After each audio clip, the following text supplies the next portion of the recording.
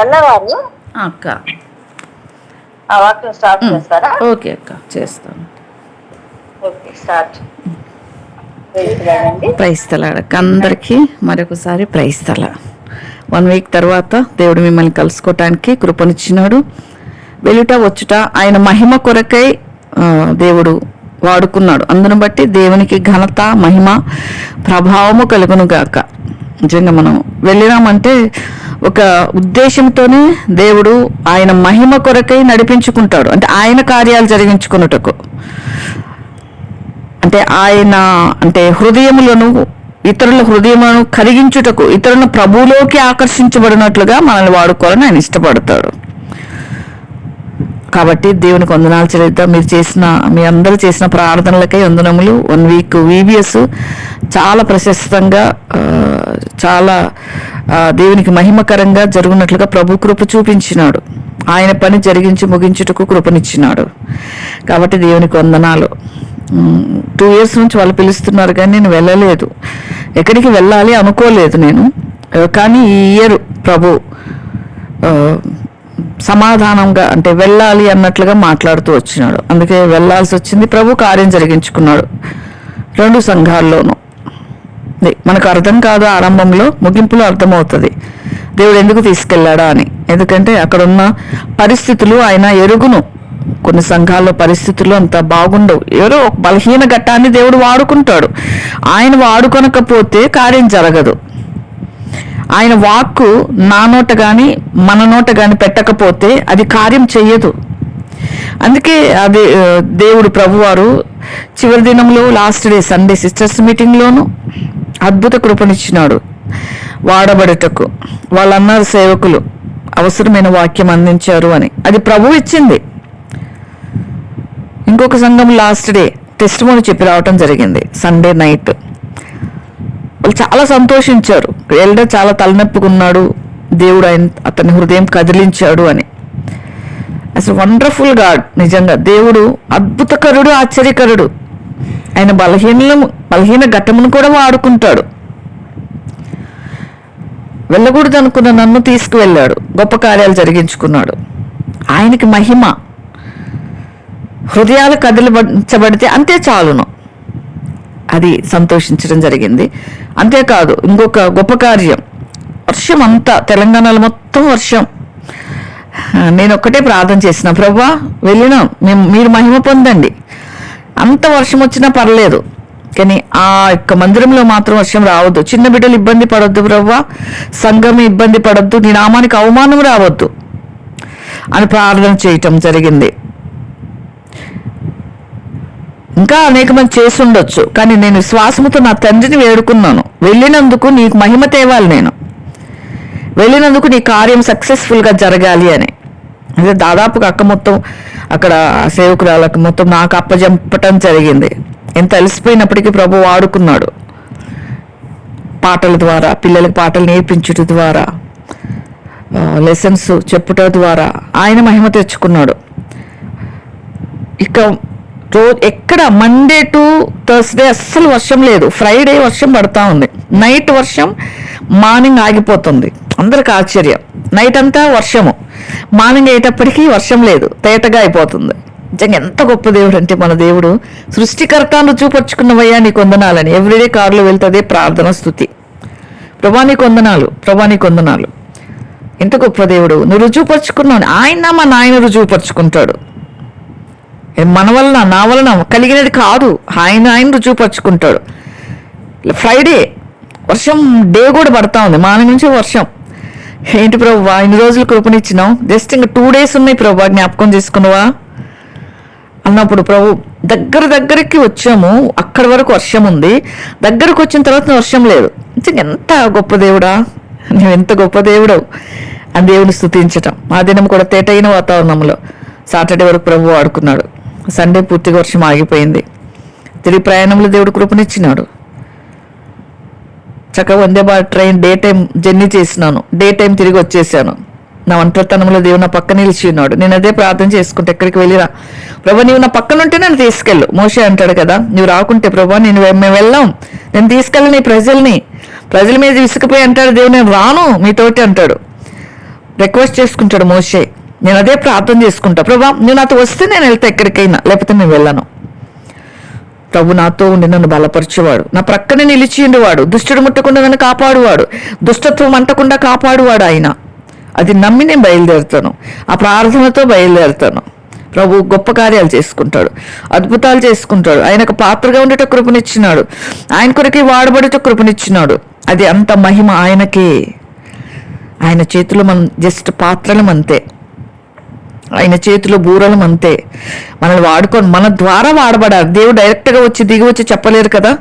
ప్రభు మనల్ని వాడుకోవాలని ఆశపడతాడు. దేవుడు భూమి మీద ఉన్నంతకాలం ఆయనే తిరుగుతూ వచ్చాడు, లోకమంతా తిరిగి ఆయన పని ఆయన జరిగించుకున్నాడు. వెళ్ళిపోతున్నాడు. సర్వ సృష్టికి సువార్త ప్రకటించండి, వెళ్ళండి అన్నాడు. శిష్యులు, ఆ శిష్యుల తర్వాత మనల్ని శిష్యులుగా చేసుకున్నాడు ప్రభువారు. మనం ఆయన మహిమ కొరకే వాడబడాలి.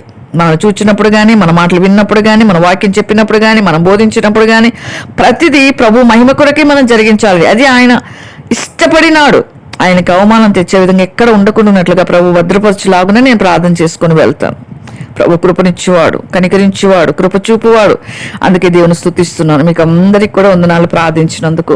నిజంగా గొప్ప దేవుడు మన దేవుడు. నిజంగా అన్ని రకాలమైన బహుమానములు వస్తాయి. కలవరములు కూడా రావు అని కాదు, కానీ వాటిని దేవుడే వాటిని అణిచివేస్తాడు. కలవరపరచువాడిని ఆయన చూసుకుంటాడు. మనం ప్రభు వైపు మాత్రమే చూడాలి. నేను అదే నాకు ఎప్పుడు ప్రార్థన, ప్రభు నీవు తప్ప నాకు ఏది కనబడొద్దు, ప్రభు మాత్రమే కనబడాలి, ప్రభు మాత్రమే మహిమ పొందాలి. అది నా ఆశ, కోరిక నా జీవితంలో. ఆ తర్వాత ఈరోజు 25 సామెతలు నిజంగా అక్క ప్రార్థన చేస్తున్నట్టు జ్ఞాపకం వచ్చింది. ఇశ్రాయేలు అంటే నెతన్యాహు నిలబడినప్పుడు అందరూ పారిపోతున్నారని ప్రవచనాలు నెరవేరుతున్నాయి. యూదులందరూ చెదిరిపోయిన యూదులు ఒక్క చోట చేరతారు అని వారికి ఇశ్రాయేల్ కంట్రీని ఇచ్చినారు, ఒక చోట చేరినారు. ఇప్పుడు అందరూ శత్రువులు ఏర్పడతారు అంత్యకాలంలో యూదులకి. అది ఆ ప్రవచనం కూడా నెరవేరుతా ఉంది. ఇంకా కొద్ది దినాలు పోతే చెదిరిపోతారు. అంత్యక్రీస్తు రాగానే కొండలకు పారిపోతూ ఉంటారు అందరూ. అవి జరగబోతున్నాయి. ఇంకా అంటే మనల్ని మనం కాపాడుకోవాలి, మనల్ని మనం ఆకడ కొరకు సిద్ధపరచుకోవాలి. ఇవన్నీ మనకు సూచనలుగా దేవుడు పెట్టాడు. తన జనమే, యూదా జనమే, ఇశ్రాయేలు జనమే మనకు సూచన. దేవుని రాకడకు సూచనలు. వాళ్ళని నిలుపుకున్నాడు ప్రభువారు. కాబట్టి మనం అన్ని పరిస్థితులు కూడా తెలుసుకోవాలి. జరుగుతున్న పరిస్థితులు, లోకంలో ఏమేమి జరుగుతున్నాయి. నోహు దినాల్లాగున్నాయి, మళ్ళీ కూడా చెప్పుకోవాలి. నోహు దినాల్లాగున్నాయి, సుధమ గుమ్మరలాగున్నాయి. వర్షావాయి చిన్న పెద్ద తేడా లేకుండా ప్రవర్తిస్తున్నారు జనులు. సొంత తండ్రిని నమ్మలేని పరిస్థితులు వచ్చినాయి, సొంత తల్లిని నమ్మలేని పరిస్థితులు వచ్చినాయి. పిల్లల్ని చంపేస్తున్నారు, పిల్లల్ని వదిలేసి వెళ్ళిపోతున్నారు తల్లులు. అవి చూస్తున్నవి, నేను గమనిస్తున్నాను. యూట్యూబ్స్లో చూచినవి, జరుగుతున్నవి ఇవి. ప్రేమ లేదు, అక్రమం విస్తరించుటే ప్రేమ చల్లారిపోతుంది. ప్రేమ ఎందుకు చల్లారిపోతుంది అంటే అప్పుడు దాకా ప్రేమ ఉండి ప్రేమ నశించిపోయింది. ప్రేమ లేదు. ఇంతకుముందు ఎంత ప్రేమనో, ఎందుకు ఇట్లా మారిందంటే అక్రమం, ఏదో ఒక అక్రమం, క్రమం లేని పరిస్థితులు వచ్చినప్పుడు ప్రేమ చల్లారిపోతుంది. దేవుడు చెప్పింది, అది పరిశుద్ధ గ్రంథం చెప్పింది.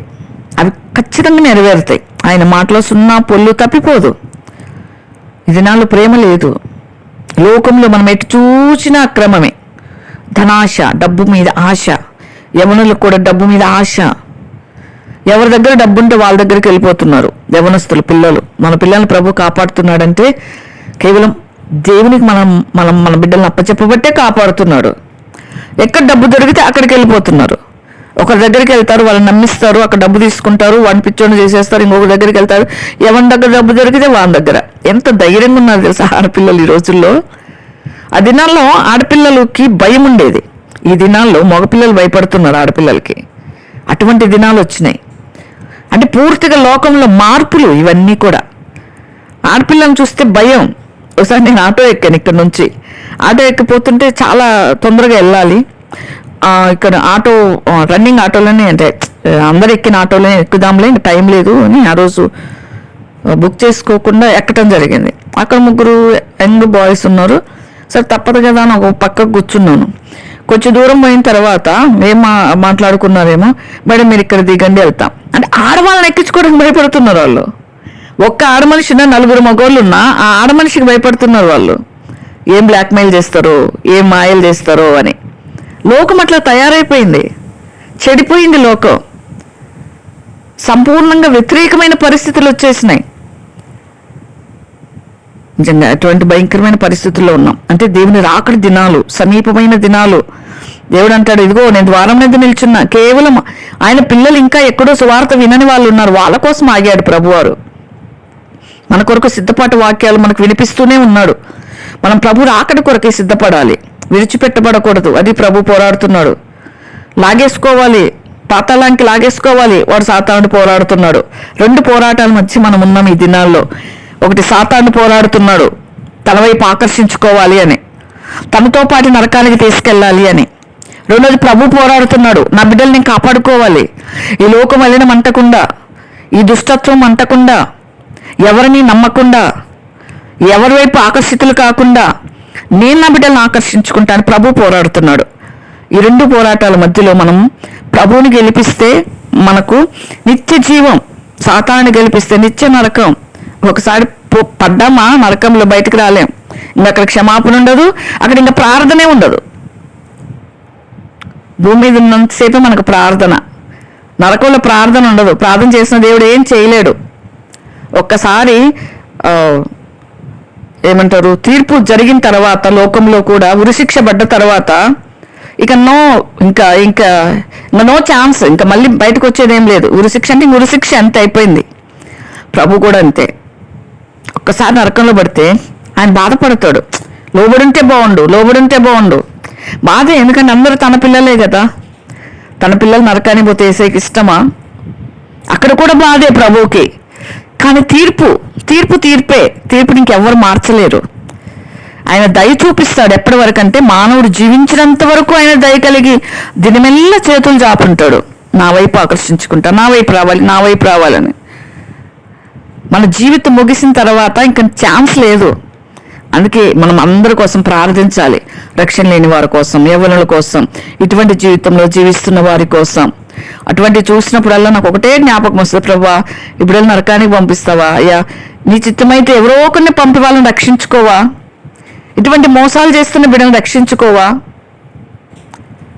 నిజంగా ఎంత భయంకరమైన. నిన్నటి దినం చూసినాను, ఒక తల్లి కూతురు మ్యాట్రిమోనోలో కూతుర్ని అంటే పెళ్లి సంబంధాలు చూస్తూ ఒక 10 మందిని మోసం చేసేస్తున్నారంట, మగ పిల్లల్ని. ఎంత ధైర్యం, ఎన్ని గుండెలు కావాలి వాళ్ళకి. వాళ్ళ దగ్గర డబ్బులు వసూలు చేయటం, మరి ఒక నెంబర్ బ్లాక్ చేయటం. అంటే ఎందుకు చెప్పున్నాడు? ఇటువంటి దినాలు జరుగుతున్నాయి. ప్రభు చెప్పిన ఇవి ఈ మధ్య కాలంలో ఉంటున్నాం. ఈ ఇయర్ జరిగిన సునామీలు కానీ, ఈ ఇయర్ వచ్చిన వర్షాలు కానీ, ఈ ఇయర్ వచ్చిన భూకంపాలు కానీ ఎప్పుడు రాలేదని చెప్తున్నాను న్యూస్లో.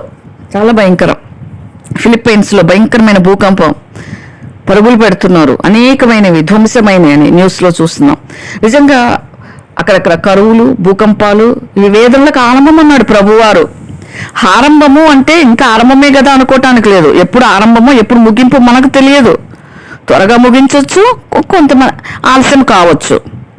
కొంతమంది వాక్యాలు చెప్తుంటారు, కొంతమంది త్వరగా ముగించేస్తారు, కొంతమంది కొంచెం టైం తీసుకుంటారు. అందుకే ప్రభు సమయం మనకు తెలియదు.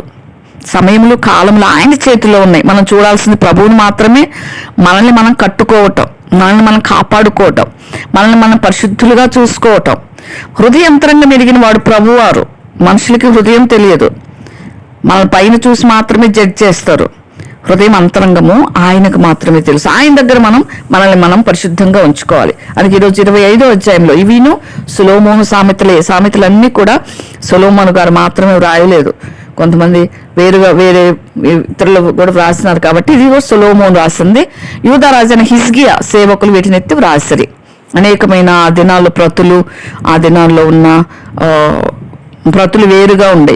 అవి చూసినప్పుడు హిజ్కియా సేవకులు వాటిని ఎత్తి రాసినారు అని రాయటం జరిగింది. తర్వాత సంగతి అంటే సొలొమోను తర్వాత హిజ్కియా వచ్చినాడు కాబట్టి వాళ్ళ సేవకులు వాటిని చూసి రాయించాడు హిజ్కియా గారు. తర్వాత 3వ వచనంలో సంగతి శోధించిన రాజులకు ఘనత, సంగతి మరుగు చేయుట దేవునికి ఘనత, సంగతి శోధించుట రాజులకు ఘనత. రాజు సంగతి శోధించకపోతే అన్యాయం జరుగుతుంది లోకంలో. ఎక్కడ ఏం జరిగింది, ఎక్కడ ఏం జరుగుతా ఉంది అని సంగతులు శోధిస్తుంటాడు రాజు. అది రాజుకి ఘనత. అలా శోధించకపోతే ఎవరు ఇష్టం వచ్చినట్లు వాళ్ళు జీవిస్తారు. కాబట్టి దేవుడు సంగతి మరుగు చేయటం దేవునికి ఘనత. దేవుని బిడ్డలు ఏం చేయాలంటే సంగతిని ఏదైనా ఉంటే మరుగు చేయాలి. అది ఒకవేళ చెడుగా మరుగు చేయాలి. అందుకే సామెతల గ్రంథము 17:3 ఉంటుంది కదా, వెండికి మూస తగినది, బంగారుకు కొలిమి తగినది హృదయ పరిశోధకుడు యెహోవాయే. హృదయాలు పరిశోధించేది ఆయనే. మన కంటి చూపుని బట్టి తీర్పు తీర్చలేం. ఒక్కొక్కసారి చాలా మంది ఏం చేస్తారంటే ఎవరితో మాట్లాడినా వేరుగానే చూస్తూ ఉంటారు. ఎవరి దగ్గరికి వెళ్ళి మాట్లాడుతున్నా ఒకలానే చూస్తుంటారు. ఎందుకంటే అంటారు కదా, పచ్చకామెల్లోడికి లోకం అంతా పచ్చగానే కనిపిస్తుంది అని. పచ్చకామెల్లు అంటే లోకం అంతా పచ్చగా అంటే వాళ్ళు కొన్ని అనుభవాల్లో కూడా వెళ్ళినప్పుడు అది ఒక శాపగ్రస్తమైన మనసుకి అప్పగించబడతారు. నేను అప్పుడు ఇంతే కదా, వాళ్ళు కూడా ఇంతేమో, నేను అప్పుడు ఇట్లా మాట్లాడే కదా, వాళ్ళు కూడా ఈ మనసుతోనే మాట్లాడుతున్నారేమో. చాలా జాగ్రత్తగా ఉండాలి. అది శపితమైన మనసు. అది నిజమైన దేవుని బిడ్డలు తొందరగా మనుషుల్ని మిస్అండర్స్టాండింగ్ చేసుకోరు. హృదయ పరిశోధకుడు యెహోవాయే. మనం ఏ హృదయంతో మాట్లాడుతున్నాం, ఎలా మాట్లాడుతున్నాం అనేది ఆయనకు మాత్రమే తెలుసు. కంటి చూపుని బట్టి వెలి చూపుని బట్టి తీర్పు తీర్చొద్దు అంటాడు ప్రభువారు. అందుకే మనం జాగ్రత్త కలిగి మాట్లాడాలి, జాగ్రత్త కలిగి తీర్పు తీర్చాలి. ఎవరైనా మాట్లాడుతుంటే ఎవరి గురించి అని చెప్తా అంటే ఇందుకేమో అని ముందే ఊహించేసుకుని కథలు అల్లేసుకుంటారు చాలా మంది. అలా చేయకూడదు. అది ప్రభు చెప్పేది. రాజుల అభిప్రాయములు అగోచరములు. వెండిలోని మస్టు తీసివేసిన ఎడల పుట్టము వేయువాడు పాత్ర ఒకటి సిద్ధపరచడం. మస్టు వెళ్ళిపోవాలి. మస్టు తీసేస్తేనే పాత్ర సిద్ధమవుతుంది. 1 పేతురు 1:7 అదే కదా మనం చూస్తాం. నశించిపో సువర్ణము అగ్ని పరీక్ష వలన శుద్ధపరచబడుచున్నది కదా, దానికంటే అమూల్యమైన మన విశ్వాసము శోధనల చేత పరీక్షకు నిలిచినది. యేసుక్రీస్తు ప్రత్యక్షమైనప్పుడు మెప్పు ఘనత మహిమ కలుగుట కారణమగును. మనం దేవుని మహిమ కొరకై, ప్రభా నేను మహిమ కొరకై జీవించాలని మనం తెలియకుండానే ప్రార్థన చేస్తుంటాం. మన దేవుని మహిమ కొరకై జీవించాలి అంటే దేవుడు మనలో ఉన్న మస్టు తీసేయటం ఆరంభిస్తాడు. మన మీదకి శోధనలు పంపుతాడు, మన విశ్వాసాన్ని పరీక్షిస్తాడు. అన్నిటినీ జయించిన తర్వాతే, ప్రభువుని మనము గెలిపించిన తర్వాతే ఏది వచ్చి కొండంత పర్వతమంతగా వచ్చి మన ముందు నిలబడి మనల్ని శోధించినప్పటికీ మనం లొంగము చూడండి, అప్పుడు మనల్ని శుద్ధ సువర్ణంగా చేసి ఆయన మహిమ పొందుతాడు. ఆయన మహిమ అనేది చిన్న మాట కాదు. అది దేవుని మహిమ పొందటం. దేవుడే మహిమ అయి ఉన్నాడు. మహిమ అంటే ప్రభువే మహిమ అయి ఉన్నాడు. ప్రభువుని మహిమపరచాలంటే శుద్ధ సువర్ణంగా కావాలి. మనలో ఉన్న మస్టు మలినం తీసేయాలంటే చాలా టైం పడుతుంది కదా.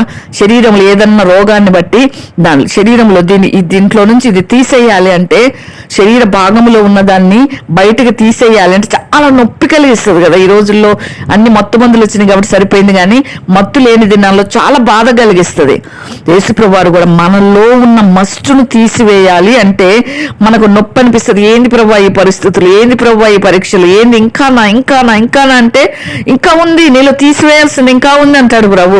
ఓర్చుకో, ఇంకా ఉంది. నువ్వు మహిమ కొరకు, నా మహిమ కొరకు జీవించాలనుకుంటున్నావు కదా, నీలో మచ్చ కూడా నాకు కనపడకూడదు. అది ప్రభు ఆశించేది.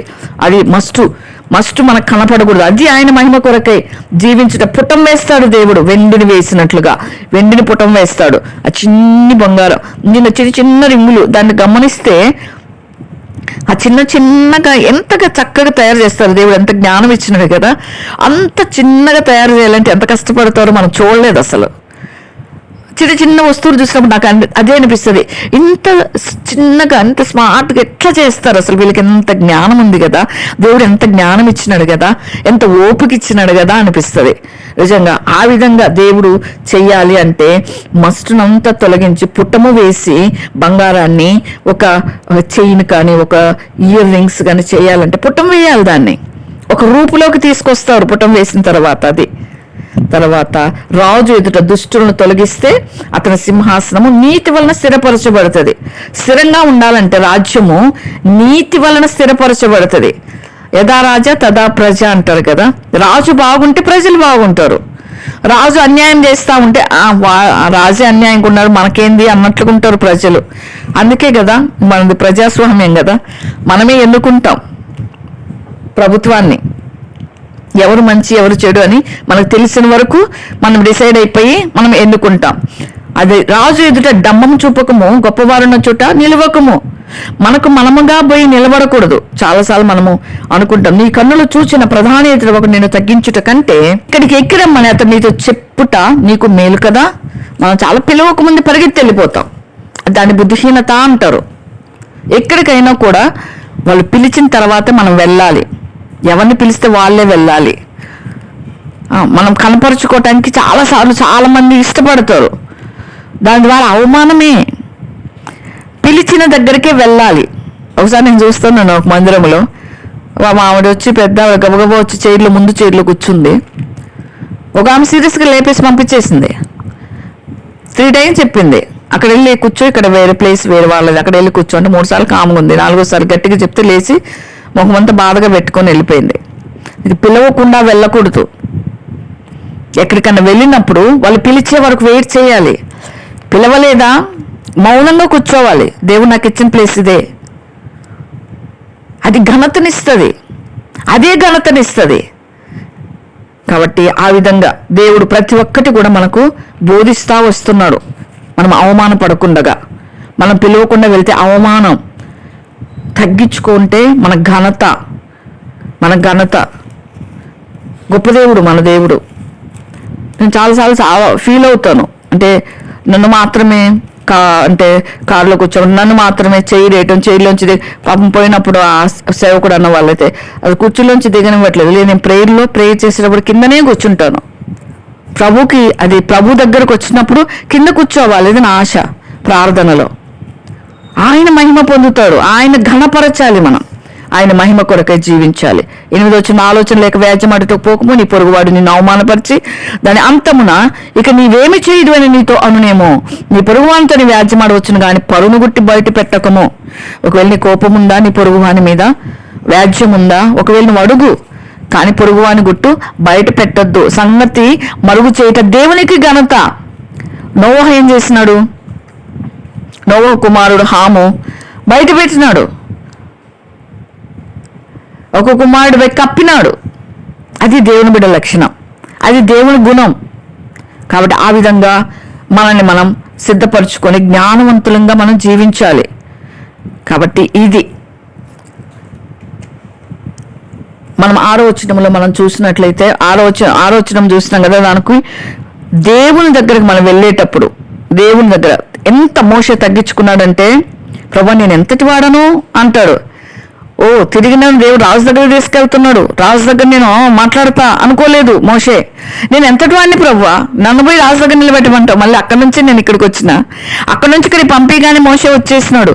వచ్చి గొర్రెల కాపరిగా ఎండకి ఎండుతూ వాళ్ళకి తడుస్తూ తిరిగి తగ్గింపు నేర్చుకున్నాడు. తగ్గింపు నేర్పించి దేవుని బిడ్డగా చేసుకున్న తర్వాతనే మోషే పంపినాడు. ఆ విధంగా వాడబడాలి. అది అప్పుడు జ్ఞానవంతులం అవుతాం. మన శక్తి మన ద్వారా జరగదు. మోషే అనుకున్నాడు, నా శక్తి ద్వారా జరిగించాలనుకున్నాడు. ఇశ్రాయేల్ ప్రజల దగ్గర ఓటమి పొందినాడు, చంపినాడు, పారిపోయినాడు. దేవుడు అందుకే తగ్గింపు నేర్పించినాడు. మాట నేర్పరి మోషే మాట నేర్పరితనం తీసివేసినాడు. తర్వాత రాజహోదా, రాజరికంలో ఉన్న తిండి, రాజరికంలో ఉన్న భోగాలన్నీ మర్చిపోయేటట్టు చేసినాడు. అది శుద్ధ సువర్ణంగా తయారు చేయటం, సువర్ణంగా చేసుకున్నాడు. మోషేని తగ్గించడం నేర్పించినాడు మోషేకి. ప్రభువా నేనా, నాకు చేత కాదనేటట్టుగా చేతవాని కనుక చేసి అప్పుడు తీసుకెళ్తున్నారు రాజు దగ్గరికి. అది దేవుని చేత. పాత్రలు ఎలా ఉంటాయంటే, దేవుడు ఆ విధంగా మొత్తం పైనుంచి కిందకి డౌన్ చేసిన తర్వాత తిరిగి పైన నిలబడతాడు ప్రభు. తిరిగి అదే స్థానంలోకి తీసుకెళ్ళి ఆయన విధానంలో వాడుకోవటం ఆరంభిస్తాడు. నువ్వు అనుకున్నావు, నేను ఇట్లా ఐగుప్తుని చంపేస్తే నా శత్రువు కదా, ఐగుప్తుని చంపేస్తే అయిపోతుంది అనే మోషే అనుకున్నాడు. దేవుడు అట్లా చెప్పట్లేదు, అట్లా కాదు, నువ్వు కాదు చంపాల్సిందే, నేను కార్యం చేస్తా, నా చేతిలో ఉంది, నువ్వు కలుగు చేసుకోవద్దని మోషేని సిద్ధపరచుకొని మోషేకి మాటలు, దేవుని మాట నేర్పినాడు. ఆ మాట నేర్పరితనం కాదు. ఐగుప్తులో మోషే ఉన్న మాట నేర్పరితనం పనికిరాదు దేవుని దగ్గర. మనం అనుకుంటే మాట నేర్పరి, నన్ను మించి మాట్లాడే వాళ్ళు ఉండరు, నేను చాలా బాగా మాట్లాడతాను, నా మాటకి ఎదురు లేదు అంటారు. ఆ మాటలు దేవునికి ఇష్టం లేదు. దేవుడు నేర్పిస్తాడు కొన్ని మాటలు, ప్రశస్తమైన మాటలు, ఉపయోగకరమైన మాటలు, ఆదరణకరమైన మాటలు, యోగ్యమైన మాటలు, దీనత్వంతో కూడిన మాటలు. ఇవి నేర్పించుకొని తీసుకెళ్తాడు ప్రభు పనికి. అలా మోషన్ సిద్ధపరచుకున్నాడు. ఆ విధంగా ఉన్నప్పుడే దేవుని మహిమపరచగలం. కాబట్టి ఆ విధంగా ఉండాలా మనం కూడా. ఆయన మహిమ తెచ్చే వాళ్ళంగా ఉండాలి అని మనం అడిగినప్పుడు ఆయన ఏ విధంగా మహిమపరచగలమో అది మనం కోరుకుంటాడు. కాబట్టి ఏం చెప్తా అంటే, కొండగాడి సామెతలు 20:19 తిరుగులాడువాడు పరుల గుట్టు బయట పెట్టును, కావున వదరబోతులు జోలికి పోకము, నమ్మకమైన స్వభావం కలవాడు సంగతి దాచును. నమ్మకమైన స్వభావం వాళ్ళతో మనం సహవాసం చేయాలి. కాబట్టి ప్రసంగిలో కూడా 12:10 ప్రసంగి గారు అంటే సొలొమోను గారు రాస్తారు, ప్రసంగి ఇంపైన మాటలు చెప్పుటకు పూనుకొనెను. ఈ ప్రసంగి గ్రంథం రాసినప్పుడు సొలొమోను వృద్ధుడు, అప్పుడు పూనుకున్నాడంట ఇంపైన మాటలు రాయటానికి. సత్యమును గూర్చి మాటలు యథార్థ భావములు వ్రాయటకు పూనుకొనెను. మనం యథార్థమైన మాటలు మాట్లాడటానికి పూనుకోవాలి, సత్యమైన మాటలు మాట్లాడటానికి పూనుకోవాలి. అబద్ధాలు చెప్పినప్పుడు ఒక్కసారి బయటపడితే ఇంకెప్పుడు నమ్మలేరు. అబద్ధమా నిజమా అని ఆలోచించుకోవటం చాలా టైం పడుతుంది. అందుకే చాలా ఆలోచించి మాట్లాడాలి. నష్టమైనా పర్వాలేదు, అబద్ధాలు చెప్పకూడదు, యథార్థంగా ఉండాలి. నిజంగా అటువంటి మాటలు రాయటానికి పూనుకున్నాడు సొలొమోను. ఎట్లాంటి మాటలు అంటే, అలసిన వానికి ఊరడించు మాటలు. యెషయా గ్రంథం 54 యెషయా ప్రవక్త రాస్తాడు, అలసిన వాని మాటల చేత ఊరడించు జ్ఞానము నాకు కలుగునట్లు శిష్యునికి తగిన నోరు యెహోవా దయచేసి ఉన్నాడు. శిష్యులు వినున్నట్లుగా నేను వినుటకై ఆయనతో ఉదయమున నాకు వినుబుద్ధి పుట్టించుచున్నాడు. వినుబుద్ధి పుట్టించువాడు దేవుడు, మాట్లాడించువాడు దేవుడు. అలసిన వారికి ఊరడించు జ్ఞానము కలుగునట్లుగా నోరిచ్చువాడు యెహోవా. దేవుని నోరు కలిగి ఉండాలి. మనం మాట్లాడిందే కరెక్ట్ అనుకుంటే అది మూర్ఖత్వం అంతే. మూర్ఖుని మార్చలేమంటాడు దేవుడు. అంటాడు మూర్ఖునికి జవాబు ఇయ్యద్దంటాడు ఒక చోట సామెతల్లో. ఒక చోట అంటాడు మూర్ఖునికి ఉత్తరం ఇవ్వు, లేకపోతే తందే కరెక్ట్ అనుకుంటాడు. ఆ జ్ఞానం ఈ ప్రభువా అని అడగాలి. ఎక్కడ ఉత్తరం ఇవ్వాలి, ఎక్కడ ఉత్తరం ఇవ్వకూడదు, ఎక్కడ మాట్లాడాలి, ఎక్కడ మాట్లాడకూడదు, ఆ జ్ఞానం ఇచ్చేవాడు యెహోవాయే. అది ప్రభువు చెప్తున్నాడు. నిజంగా అటువంటి జ్ఞానం ప్రభువుని మనమే అడగాలి కదా. అట్లా మనం బయటపడినాం అనుకో, బయట పెట్టిన వినువాడు నిన్ను అవమానపరచునేమో, అందువల్ల నీకు కలిగిన అపకీర్తి ఎన్నటికీ పోకుండా. ఒక్కోసారి బుద్ధిహీనంగా మనం ఏం చేస్తాం, చెప్పలేకపోతే ముఖం మారుస్తూ ఉంటాం కదా. ఎవరన్నా ఒకరికొకరు మంచిగా లేకపోతే ముఖాలు మారుస్తుంటాం. వాళ్ళు ఏమనుకుంటారంటే అవమానం పరుస్తారు వాళ్ళు నమ్మకపోగా వినకపోగా అవమానం. అందుకే మన నోటి నుంచి ఏం పలకొద్దు, మనం మంచే మాట్లాడుతుండాలి, ప్రేమిస్తూనే ఉండాలి. ప్రభు మన తీర్పరి, మన అవమాన పాలు కాకూడదు. ఇతరుల మీద మనం చెప్పి ఇతరులని వాళ్ళని వేరు చేయాలని మన ప్రయత్నాలు చేసి మన మాటలు వాడితే మనల్ని దేవుడు అవమానానికి అప్పచెప్తాడంట. అవమానపడతాం. సమయోచితంగా పలికిన మాట చిత్రమైన వెండి పళ్ళెంలో ఉంచబడిన బంగారు పండ్ల మాట. సమయోచితమైన మాట అంటే ఏ సమయంలో ఏది మాట్లాడాలో అదే మాట్లాడటం. ఇది చిత్రమైన వెండి పళ్ళెంలో అంటే అంత ప్రశస్తమైనది. నిజంగా ఎవరు మాట్లాడితే వాళ్ళు మాట్లాడతారు కొన్ని. అంటే నేను గొప్పగా అని చెప్పుకోవట్లేదు, నా ప్రభువు నన్ను ఇంత సిద్ధపరిచాడా అన్నదానికి నేను చెప్తున్నా. అక్కడ సేవకురాలతో కొన్ని మాటలు మాట్లాడితే వాళ్ళు మాట్లాడుతున్నారక్క. ప్రభువుని అడిగితే ఇస్తాడు. అది ప్రశస్తమైన మాటలు, ఇతరులకు అలసిపోయిన వారికి ఊరడ కలిగించు మాటలు, పనికి మాలిన మాటలే. దేవుడు కొట్టివై ప్రవ్వా అని అడగాలి. నీ మాటలు నా నోట పెట్టు అనాలి. అప్పుడు అవి ఆదరణ కలిగిస్తాయి, అలసిన వారికి ఊరట కలిగిస్తాయి. అటువంటి మాటలు ప్రభు దగ్గర ఉన్నాయి. ప్రభుని అడిగి పొందుకోవాలి.